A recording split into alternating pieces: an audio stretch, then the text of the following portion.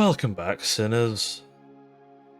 I have to confess to you, I've not been doing well. I think something broke in me recently.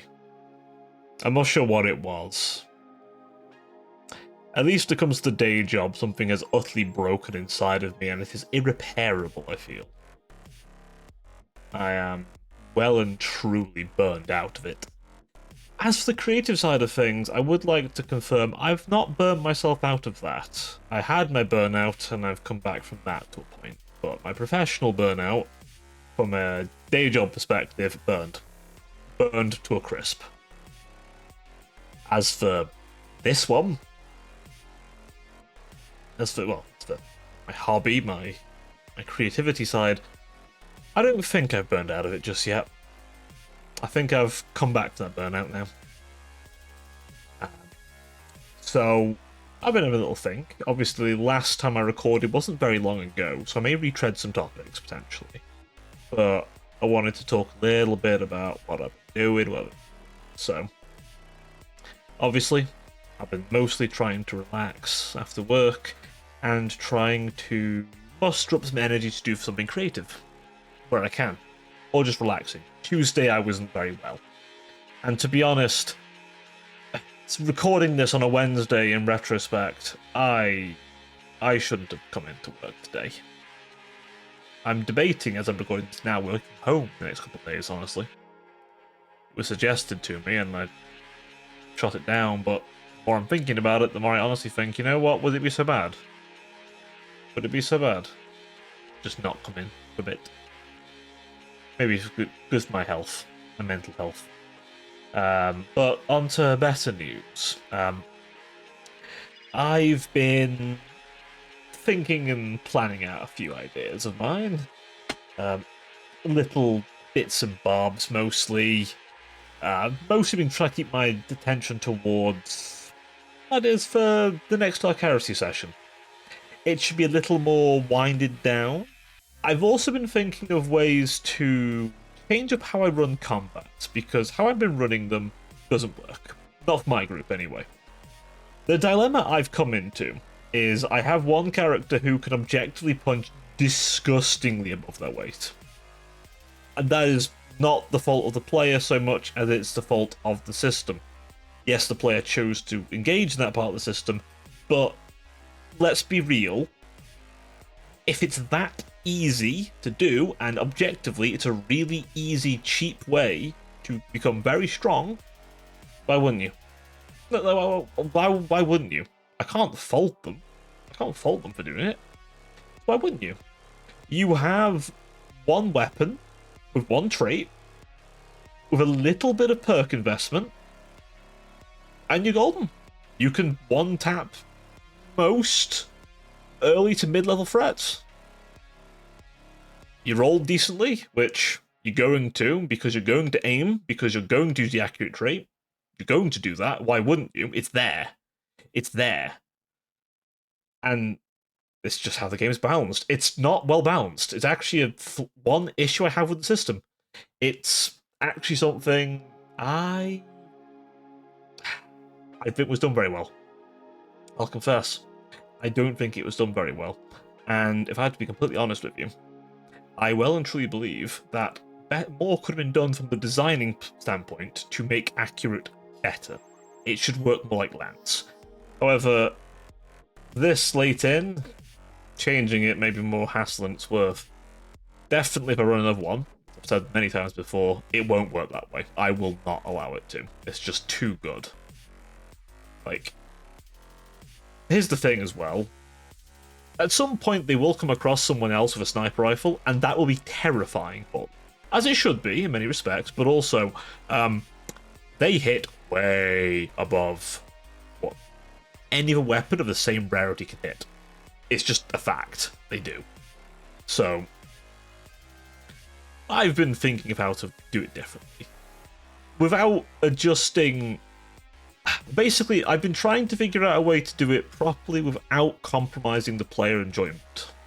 That's the big thing for me. I don't want to compromise the player's enjoyment because I'm not satisfied with how something in the system works.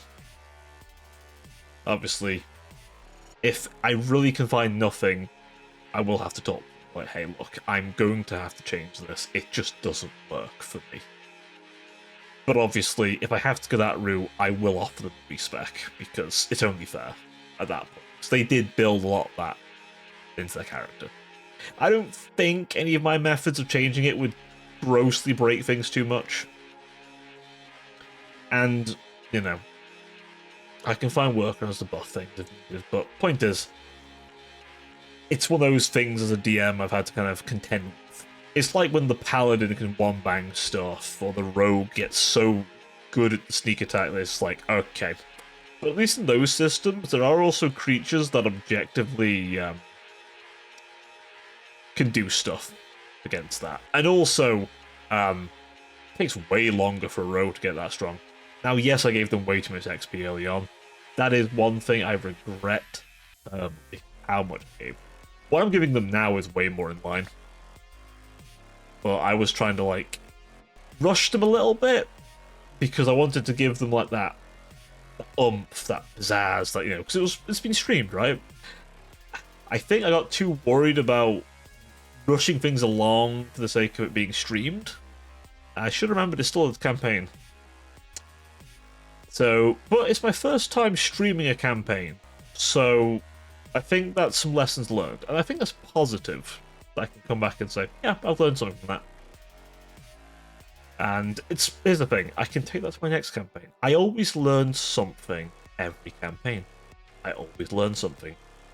If I don't, then I've done something wrong. But I always learn something. It's always something I do, I think, I could have done that better, or I didn't like that, or in retrospect, that was cringe. And I can come back and do better. So, in that aspect, I think I've learned a lot from this. It eye-opened a lot for me, and it's definitely shown areas I want to get better as a DM, and also realizing how hard it's been to motivate myself to plan.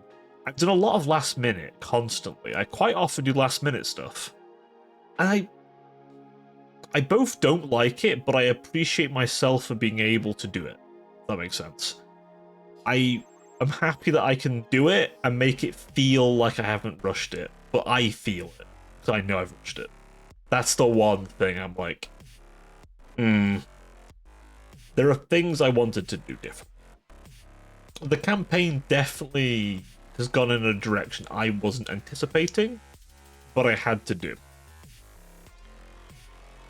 There were certain bits of, like, the Cronus Nox was not meant to be as short as it was. There was meant to be a long and more drawn out thing of it. A more horror aspect to it. A more... I know what I do differently next time.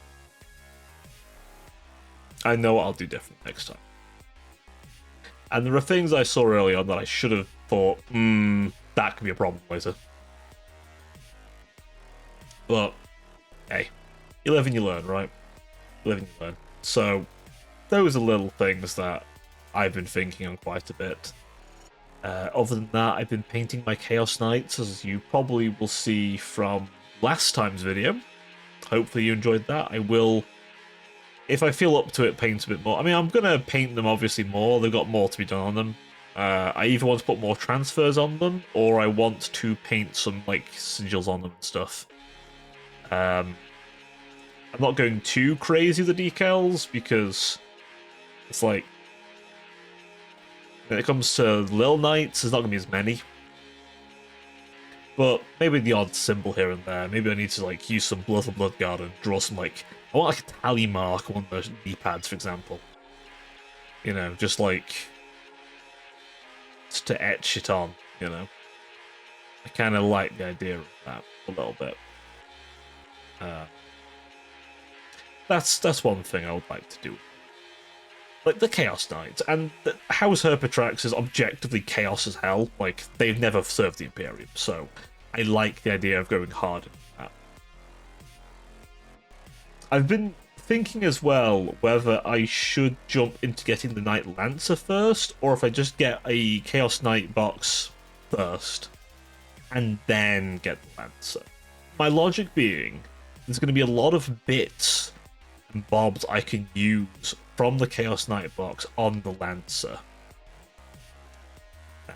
There's going to be a lot of stuff I can use on there. And, I mean, I know what I'd build first, a Knight Abominant. Knight Abominant, 100%. I'd probably make it maybe a little Zinchian, perhaps, or just a little bit mutated, more mutated, because it should be mutated. They are the most mutated form. Like, Bladed Whip.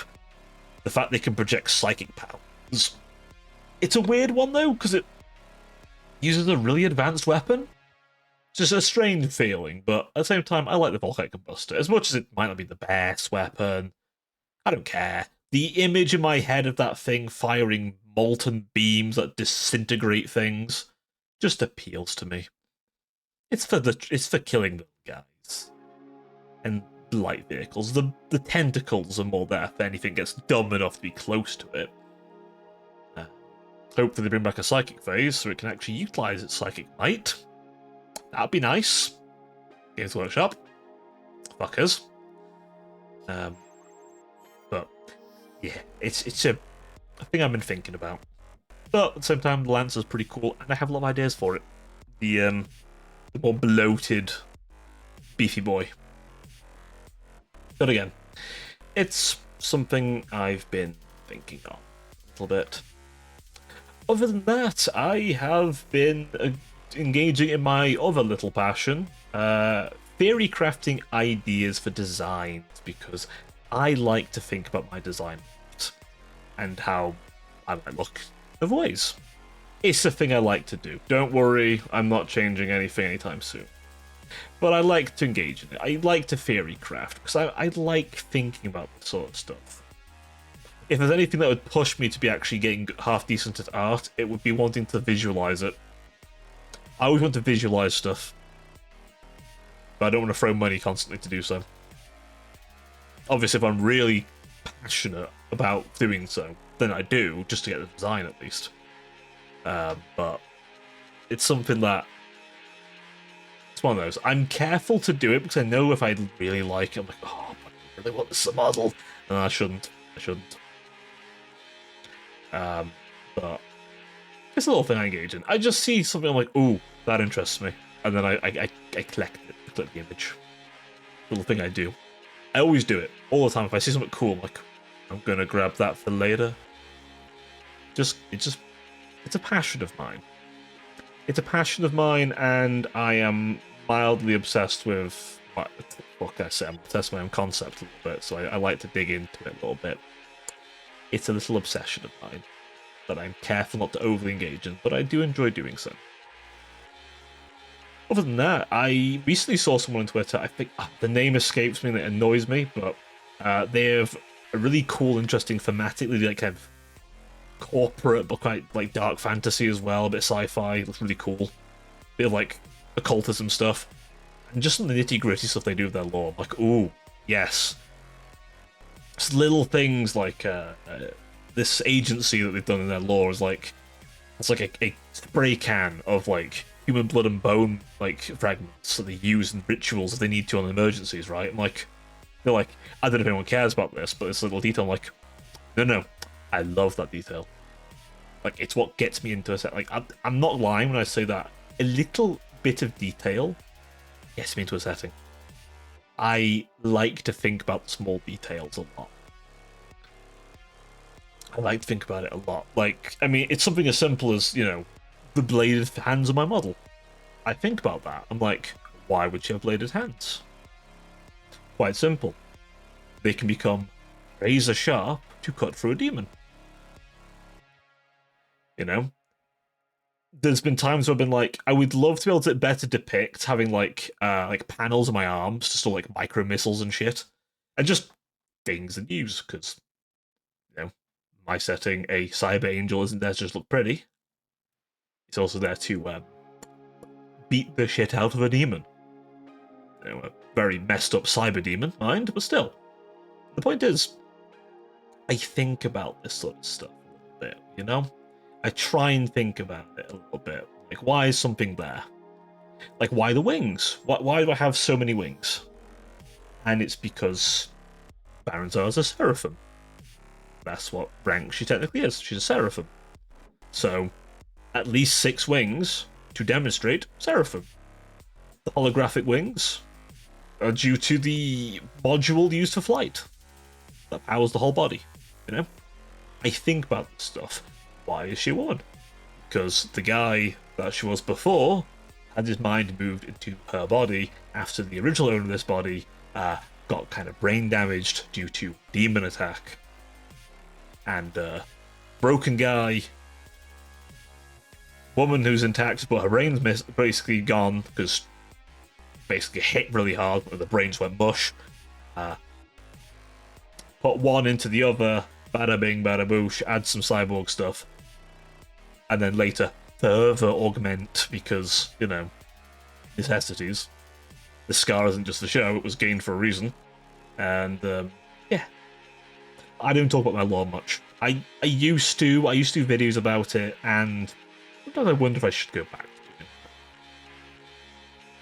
It's one of the things where if I start getting into, like, drawing, it would be for the lore.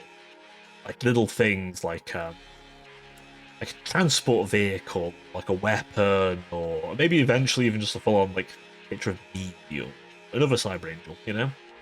I had an idea of, like, what if you have, like, old versions of Cyber Angels where they're, like, biblically accurate-looking angels, like Dreadnoughts in 40k. I love the concept of Dreadnoughts in 40k, you have to understand. The idea of a corpse-driven mech just... does it for me. Honestly, if I could own a number of Dreadnoughts, I would. God, it's a fucking cool idea. Yeah, they've like people implanted inside those things, and like they're old school, so they use like bigger reactors and less efficient, but covered in guns.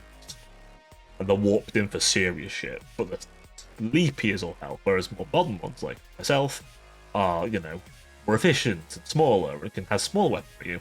Modern advancement, right? Because you can have 2 ways of doing a setting. The old stuff's better, or the old stuff's pretty powerful, but really inefficient, and the new stuff can be about as good. Think Metal Gear Rising. Raiden can throw Metal Gear Ray, but back in Metal Gear Ray's time, Ray was the top dog, and the only reason a Rex beat Ray was because Metal Gear Rex was being piloted by Solid fucking Snake. If anyone else was piloting that thing, without its railgun, it would have lost because Ray was built to destroy it. Whereas Raiden was built in an age where Metal Gears simply were not enough. A cyborg could throw one. And he's not the only person who could do that. Fucking Sam sliced in half in a nanosuit. Hypersonic blade. Like, that should tell you everything. That man was just wearing a nanosuit. He wasn't even cyborged. This was before he got his arm. So, yeah, that's like a kind of tangential kind of concept, if you like. But, yeah, just things I think about. I hope to one day be able to depict them, because I think it's really cool. I think it's cool. Other people might not think it's cool, but I think it's cool. It's my own creation. But anyway, that's enough of me yapping about lore. I could always yap more about it, honestly. I could. Don't tempt me, I could. But yeah. That'll be all from me, I think, today. Thank you very much for joining me. I do hope you've had a good time enjoying my yapping, and just know that I am going to be okay. I'm looking forward to streaming on Thursday. Very much, actually. I want to see you guys again. I missed you guys. I had to take a break, but I miss you guys. I'm like, oh, I need to come. I need to come back. So, but yeah. Thank you very much for watching. I've been Baron Cobra, your Cyber Angel VTuber, and I will see you all next time. Please don't forget to leave a like, a subscribe, perhaps. Maybe some old. You can dislike as well if you want. Probably not, but I mean, can I guess. But leave a comment either way. Let me know what you think, your thoughts, your feelings, or just say hi. Whatever you prefer. But anyway, until next time, ta for now.